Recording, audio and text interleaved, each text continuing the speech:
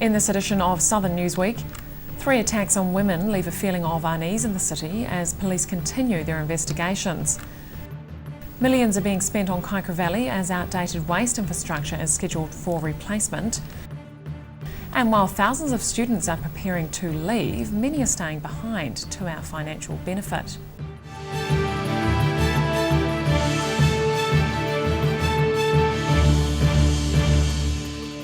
Kia ora, I'm Holly Buchanan. A trio of serious attacks on local women is causing concern among the community.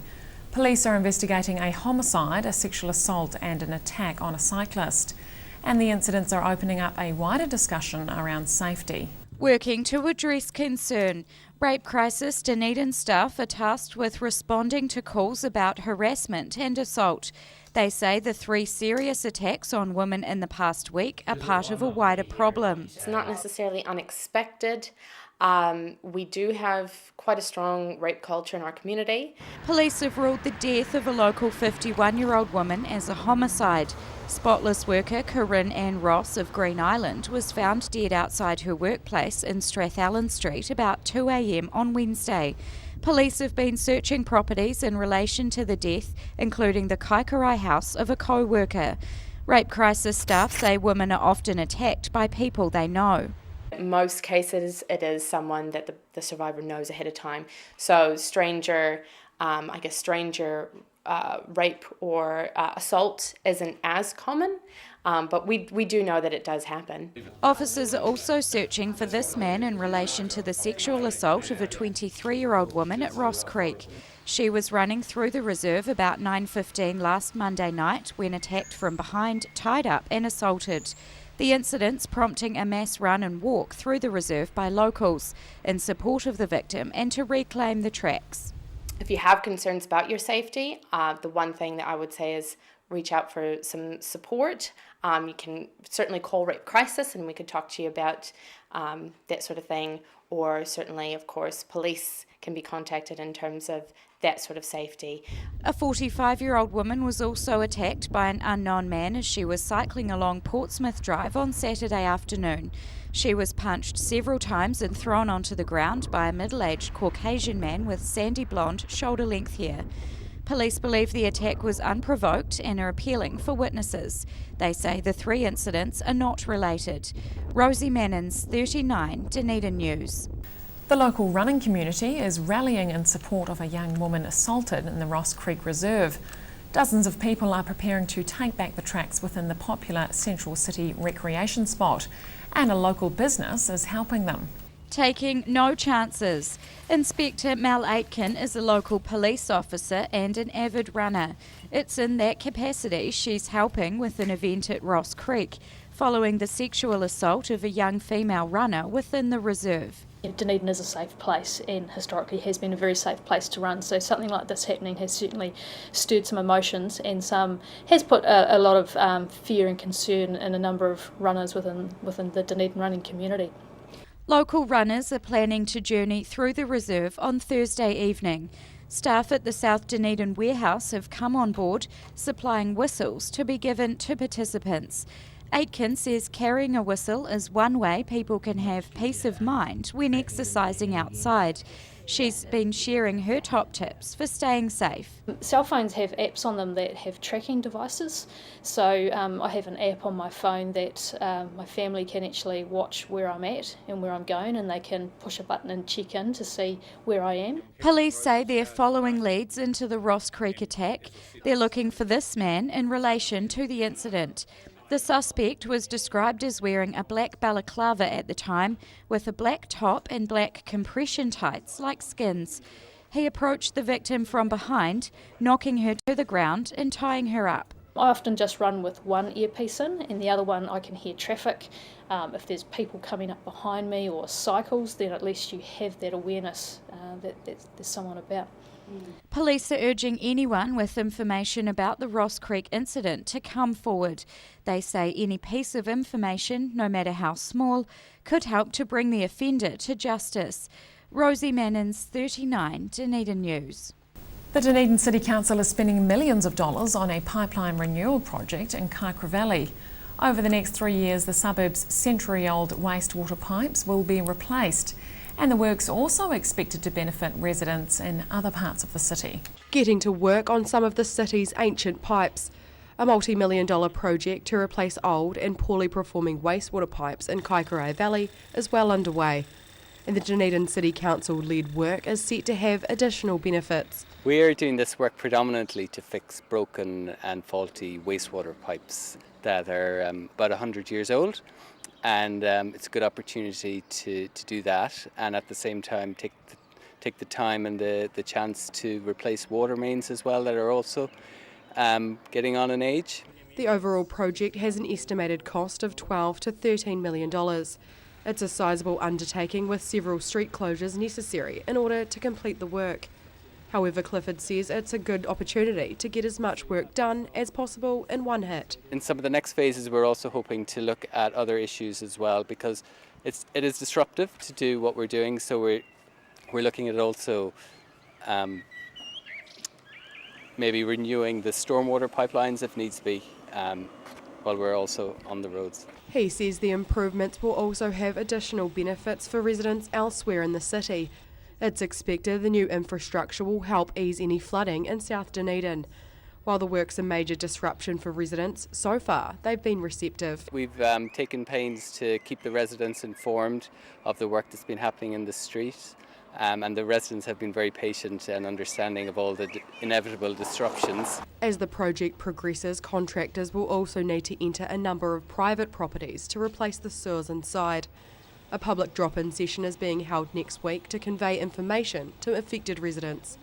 Ruby McAndrew, 39, Dunedin News. A local builder is warning residents about what he thinks is a home insulation problem. He says he's seeing substandard insulation in dozens of Dunedin homes, courtesy of a now defunct company. And he's got some advice for locals based on personal experience. Spotting the difference. This Dunedin builder and his father are comparing home insulation products. They claim hundreds of locals have paid for top insulation through a government subsidy scheme and have instead been given something different. My main concerns is the quantity of Dunedin houses that are affected. It's probably more than Dunedin, it's probably New Zealand wide. The company's installed, quoted one product and installed, in my mind, a very superior product that isn't up to the grade. That company was Right House, which was placed into liquidation in February. It was set up by Meridian Energy in 2007 and provided insulation to homeowners through a government subsidy scheme. Bill Buist was one of them, but he kicked up a fuss about the product put in his house. Was offered that they would take out the original product they put in at no cost to me and install it with a 100mm thick bat, which they did. I was basically bought off.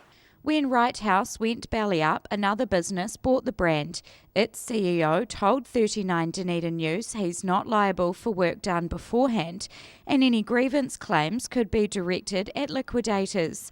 The Buists are advising people to check their insulation if they think they're affected. It's easy to tell if they fall into that category just by peeling a corner down and having a look at the thickness of it. If it's not 100mm thick, then it's not the correct stuff that's been installed, and I would suggest they contact the government entity that has paid for the subsidy. Authorities involved say the insulation installed by Right House was up to standard. These two say proving otherwise isn't easy, and they've liaised with government agencies, local MPs and the City Council. Everywhere I went, I was stonewalled. I could not get a direct answer from anybody in authority. They're going public now to alert locals who may be suffering in the cold. Rosie Mannins, 39, Dunedin News. Thousands of Dunedin students have been graduating this past week with a range of qualifications. For many, it means their time in the city is over after years of study. But some are choosing to stay put and develop their careers locally to the benefit of the community. Reaping the rewards of years of study. Hundreds of University of Otago students have been filling the main street for one of the 6 graduation ceremonies this week. There were plenty of smiles, with graduates getting glammed up for the occasion. I'm really excited. It's a good way to finish off 4 years of study. Yeah, I've really enjoyed it. This procession featured students graduating with degrees and diplomas in art, law, music and theology. It's a cause for celebration, but already some graduates are looking forward to a well-deserved break. I'm heading overseas next week, so I'm pretty excited about that, and then hopefully stay in Dunedin and secure a social work job down here. A lot of university students leave the city following graduation. While it's something the university is trying to address, some students don't need convincing. It's a good place to raise families, and there's a lot of need for social workers down here as well, so yeah.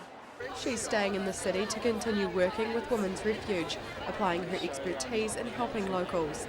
Almost 2,000 students will be graduating during the week-long ceremony program, signifying the end of one chapter and the start of another. Ruby McAndrew, 39, Dunedin News. Still to come on Southern Newsweek. A special guest helps to open the world's southernmost planetarium 2 years after planning began. And a school-based environmental effort celebrates 10 years.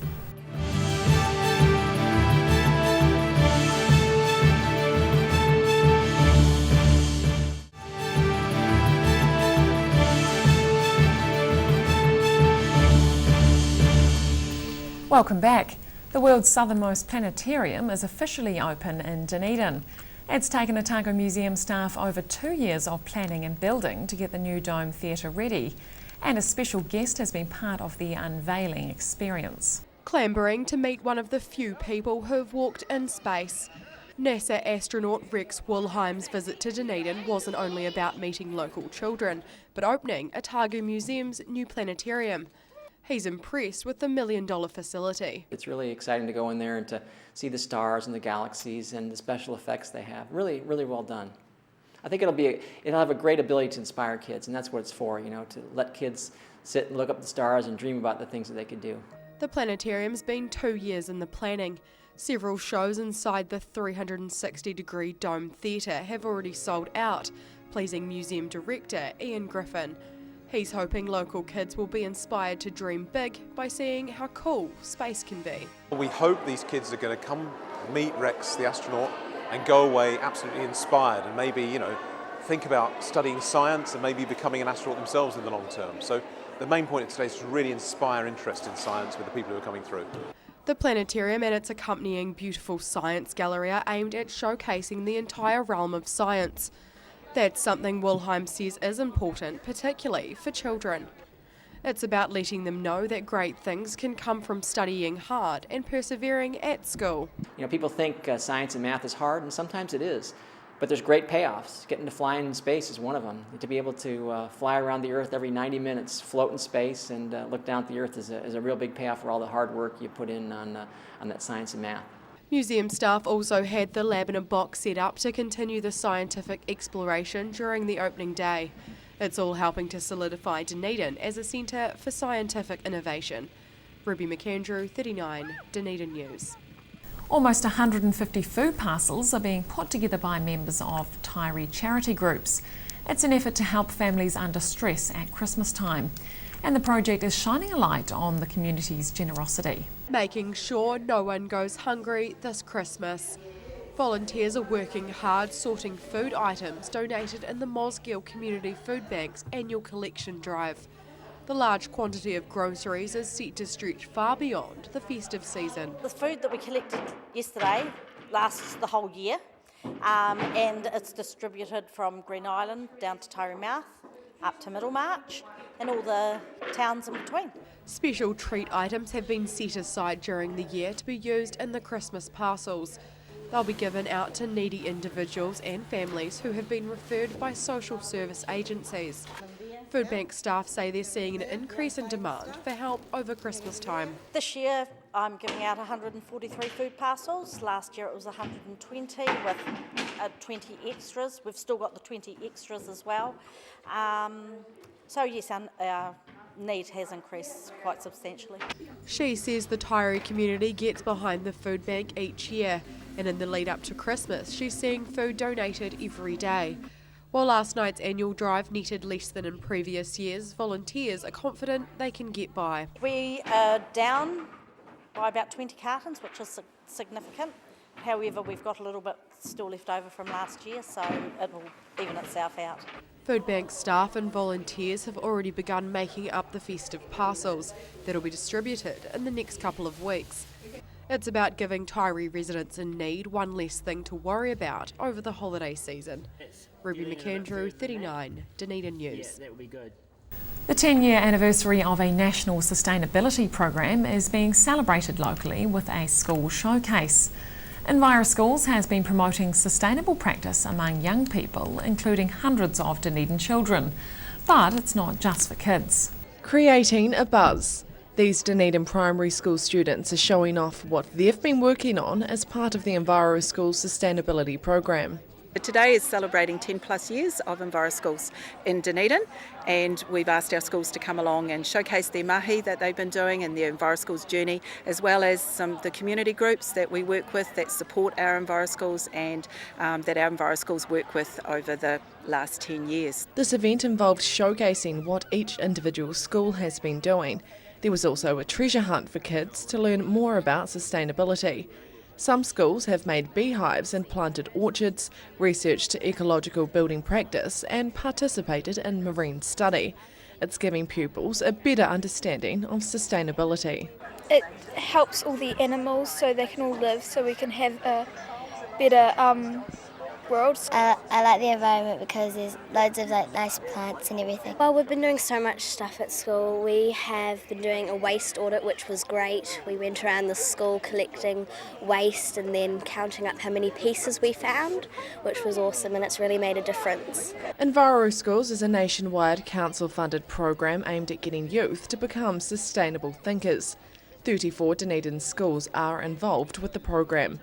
It's linked with organisations such as Orokonui Eco Sanctuary and the Sea Lions Trust, which coordinators believe is a crucial aspect. It's about empowering young people to think and act sustainably, and also while we're doing that we're actually empowering those adults and the teachers at that school and going out into the wider community, which is why we've got those connections with those wonderful community groups here.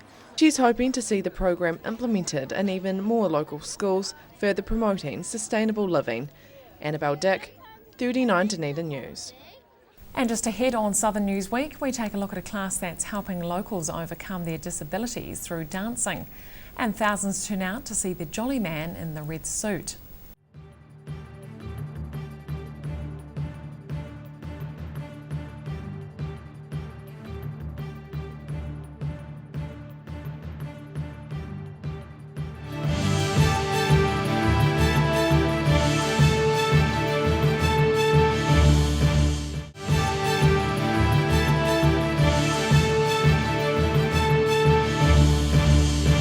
Welcome back.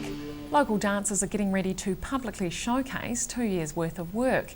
Some members of the Gasp Dance Collective have been celebrating their disabilities through creative movement, and now they're preparing for their first professional performance. Showing off their fancy footwork. These local dancers are learning some new moves as part of the Gasp Dance Collective community workshops. They've been co-organised by a former Paralympic swimming champion in an effort to help others by exploring movement. It was all about getting some performance in, and also bringing in people with and without disabilities into a class, and to give them a platform to learn dance for once, because in Dunedin there hasn't really been anything after Jolt's left. The class focuses on creative movement, improvisation and having fun, and no experience is needed. The group was created by Hannah Briggs more than 2 years ago to fill a gap with a lack of dance classes for people with disabilities. The idea came from some discussions between local dancers and choreographers wanting to get a group happening, some classes and performance opportunities in local Dunedin. So myself and my colleague Miriam and Marla, after a couple of months of discussions, put it together. After several small performances over the past 2 years, the dancers are now working towards their biggest show yet. Gasp's end-of-year showcase will involve improvised dance and choreographed performances as something unique for the public. We've got a showcase Able as Anything, which is really exciting because it's the first time in a theatre setting our group's actually had something that's getting towards a professional performance. The last thing was Hannah's, she did a piece at the Special Olympics closing ceremony for. GASP teachers are hoping to see classes grow in the future to boost the prospect of more professional shows. In the process, they're wanting to help more locals through movement. Annabelle Dick, 39 Dunedin News. The ancient art of bonsai is taking off in Dunedin. Miniature trees cultivated in pots are being displayed at a central community gallery, and local enthusiasts are trying to dispel myths about the plants. Showcasing an art form that dates back centuries. Every 2 years, the Otago Bonsai Society holds an exhibition showing the public the fruits of long labour. Contrary to popular belief, the plants aren't kept indoors, instead thriving in Dunedin's changeable weather. In spite of it being very, very hot yesterday and very wet today, it's actually a very good place for growing conifers and pines and such like. We don't have the problem like they have in the North Island, whereas they can't grow our New Zealand beech, but we can grow our New Zealand beech here. To keep trees looking fresh and vibrant over the display week, water is regularly sprayed at the roots and on leaves. Society members are happy with the public response to the exhibition, including interest from cruise ship passengers. A People's Choice Award is on the line for tree owners, but the Society's president has the difficult task of deciding a bigger award. They have the President's Award too, and I've got it down to about 7 trees, and I'm struggling. The oldest bonsai on display dates back to 1976, while the youngest was cultivated just this year. Morton says succeeding with the hobby requires a great deal of time and patience. Your tree will be as good as the time you put into it. If you just take a tree and put it into a pot and expect it to be a bonsai, I'm afraid it doesn't quite work like that. So you do have to spend a bit of time on actually creating, wiring and trimming your trees. The local Bonsai Society has around 25 members, and they're hoping this exhibition entices some new blood. Planting workshops are being planned for next year to help people kickstart the hobby that devotees describe as addictive. Ruby McAndrew, 39, Dunedin News.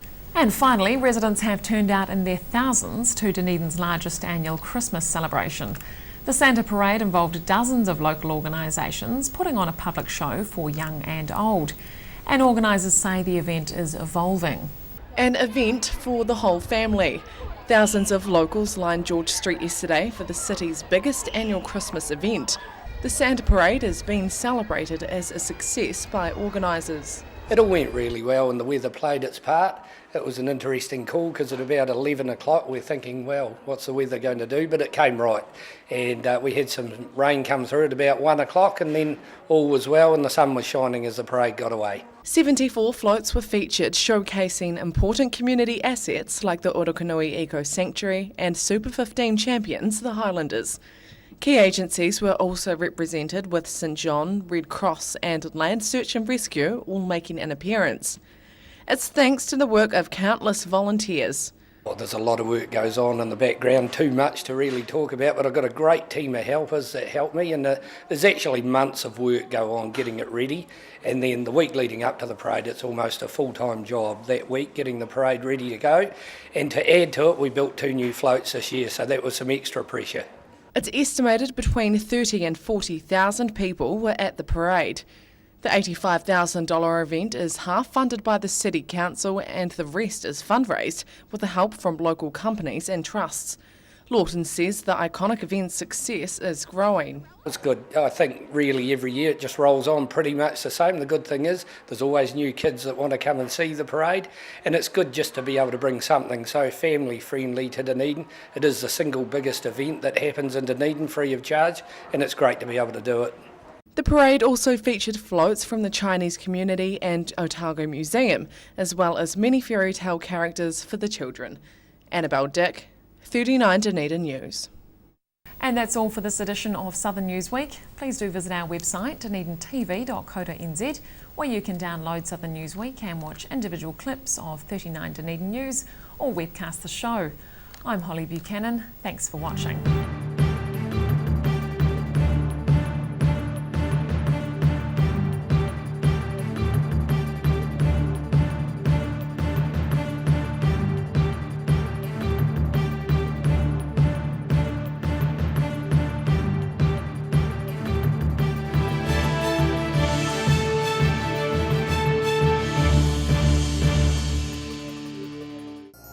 watching local content so you can see more of New Zealand on air.